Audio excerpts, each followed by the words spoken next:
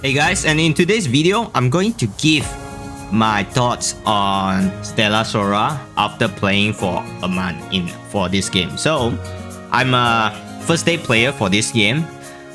Well, I would say at first I did enjoy the game, but slowly but surely, it kind of get a bit boring. It just becomes a daily routine for just logging in, doing some dailies, and just log out, which is kind of normal for basically, you know, all of these kind of waifu collector gacha games. Well, although it's a waifu gacha collector game, it does have quite good solid gameplay loop with it, with like a roguelike element to this ascension.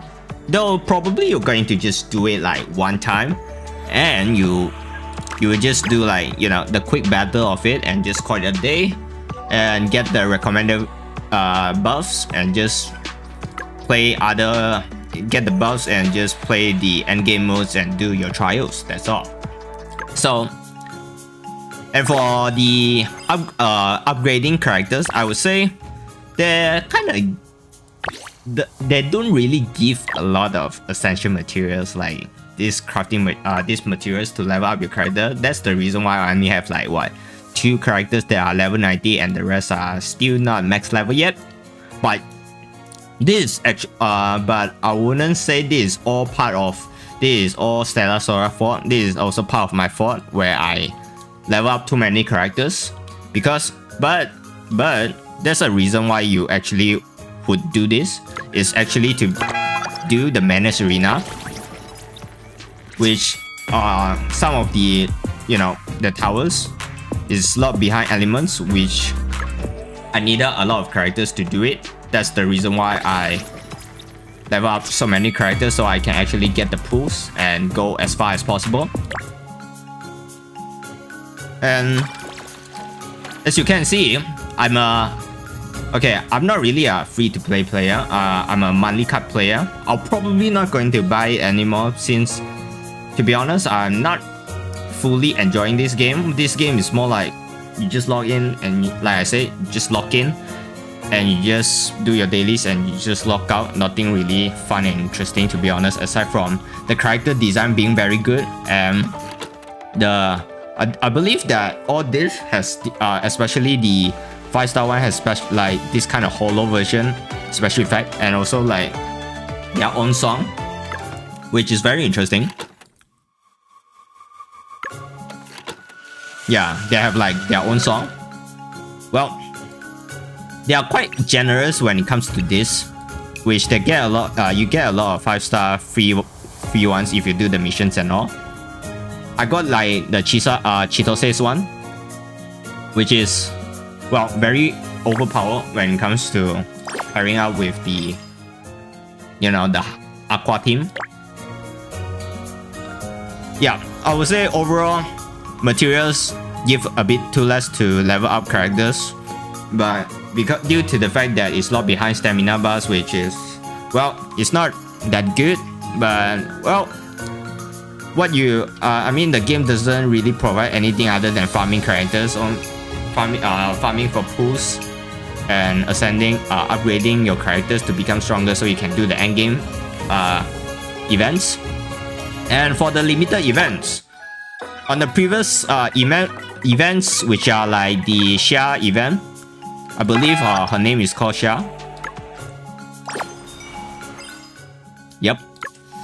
The summer event actually, yeah, I think it gets a lot of negative feedback to it, because they lock every single difficulty, like every single mission for one day. So it's like it's time gated. So every day you can only do one, which is like, what the fuck, man? Why do you even do that? But now they kind of improve a little.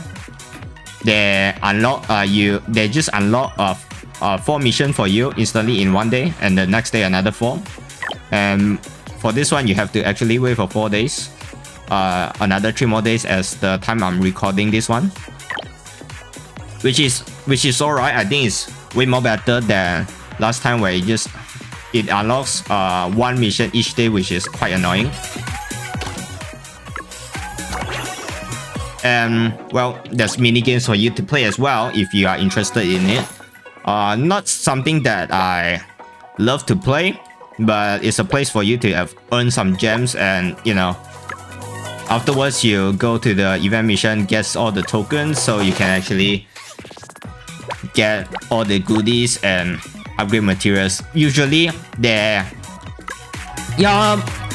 every time when there's like limited event like this, you want to actually pour all your staminas into this event, so you will get all of the, you know, all of the rewards out of this limited event. So be sure not to waste, you know, your stamina or other like the bounty trials when there's a limited trial. You are basically incentivized to actually do this. Basically a mandatory thing to do it, or else you will lose out a lot of rewards, I believe. So don't miss out on this one, and save some of your staminas for it. And as for the recruit, the gacha, the main thing that you basically like to do in a gacha game, which is pulling for characters. They have very nice character design, which is one of the reasons why I'm still playing this game right now. Not because of the gameplay loop. You basically, after you play like one time manually, you basically auto everything afterwards. Maybe only like the boss blitz and all that, which is a bit harder, so you have to actually control your character. Other than that, yeah, basically you just auto the whole thing anyway, even in Menace Arena. But yeah, let's talk about the gacha of this game. So I would say they have a decent rate when it comes to a 5-star character coming out. The problem is the 5-star is guaranteed, like the limited is guaranteed in 120, which I think is absurd. Like especially you know, HSR and all that game, they just guarantee you in like 120, like guarantee without losing, without counting 50-50. This one is fine, 120.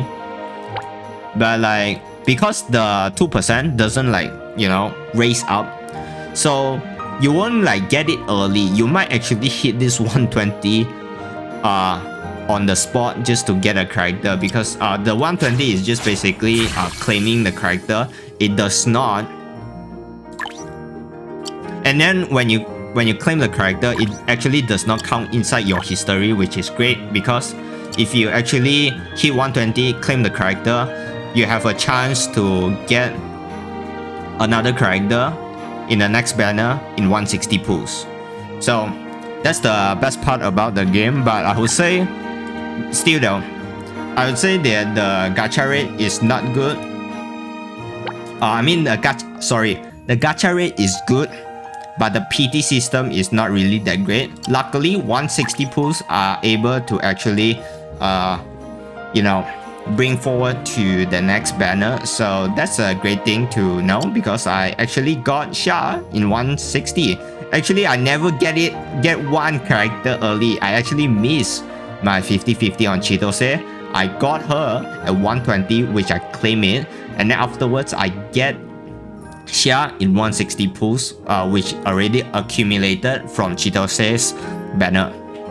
So I waste a lot of pull. Let's just say that. I wouldn't say the rates are good, but if you are a very lucky person, this might actually benefit you more. But yeah, as for people that are quite unlucky or maybe average, you'll probably just expect to just come out on 120. I would say that. The best part about this kind of limited event in limited gacha is when you pull, it will give you a little bit of gold disc, like this one, 30, which you can actually try and get some of their discs. They are unique light cones if you play HSR or whatnot,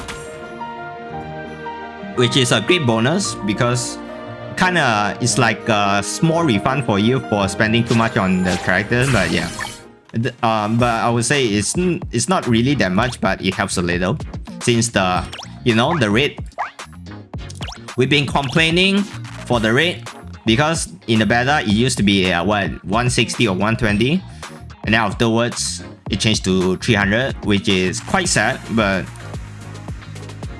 I think the community been complaining about this, the exchange rate for one pool. It seems like Your Star does not give a flying fuck about your broadcast, and they decided, you know, fuck it, we are still going to put it as 300. And you know what? Yeah, they do not really care. So if you don't really like this exchange rate, like 300 gems for one pool, you're probably not going to play this game. Let's just say that. And as for the money card, the reason why I would never buy it again, because during the first time I bought this money card, because I really love the design of the game, so I just bought it without even reading all this shit, and I just bought it. And then I only realized that you actually you don't even get a single 10 pool out of this whole money card thing, which is kind of sad. Okay. No games do that. I mean, like, even like WA and HSR, they all at least get you like 110 pool plus or more. Okay. So this is ridiculous for pricing almost the same as other gachas money card, which is almost the same price. I think it's the same price. And as for the top up, okay, if you are well, if you have a lot of money, of course, you don't give a fuck. You just press and just buy whatever. It doesn't really concern you.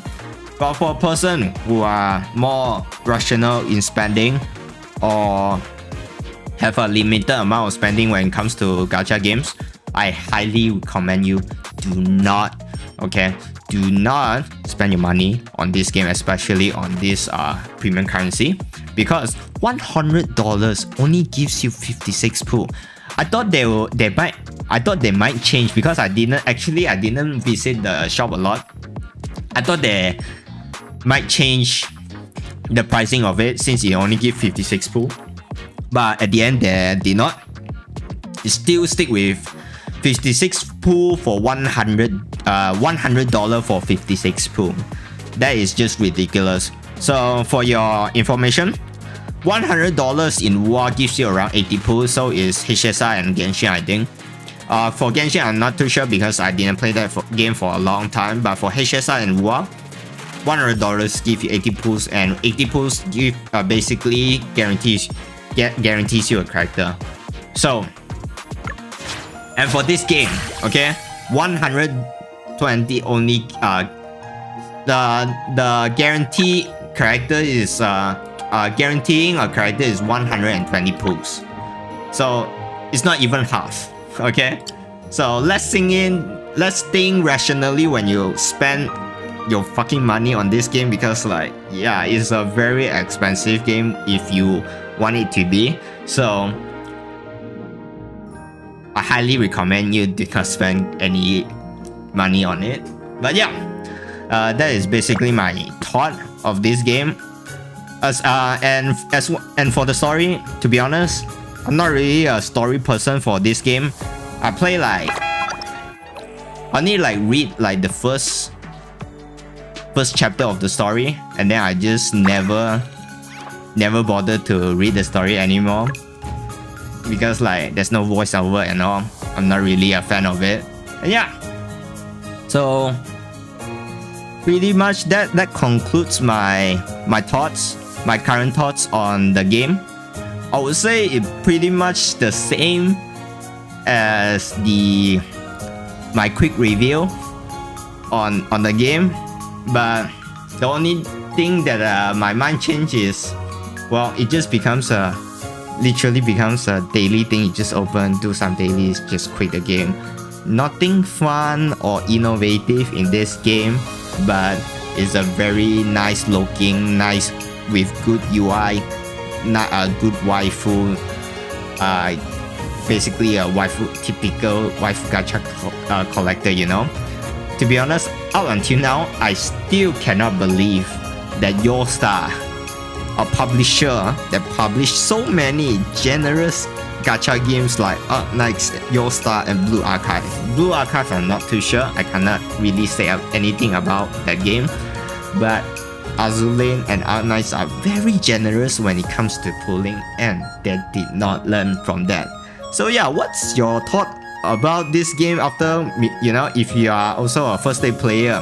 Because for me, it's really just a typical waifu gacha collector game. And if you do like this type of game and you want it to be more free to play, I would suggest games like Brown Dash 2 or Nikke, which is like one of my favorite waifu gacha collector game. Though the gameplay is basically almost like, just meh, but they definitely have some of the best waifu designs in the anime gacha game industry. So yeah, that's this is my second time saying it, but yeah, that's basically my thoughts on this game. Let me know what you thought about this game. Maybe leave a comment in my video. And yeah, I'll see you guys next time, probably playing more Where Winds Meet and what. So yeah, bye bye.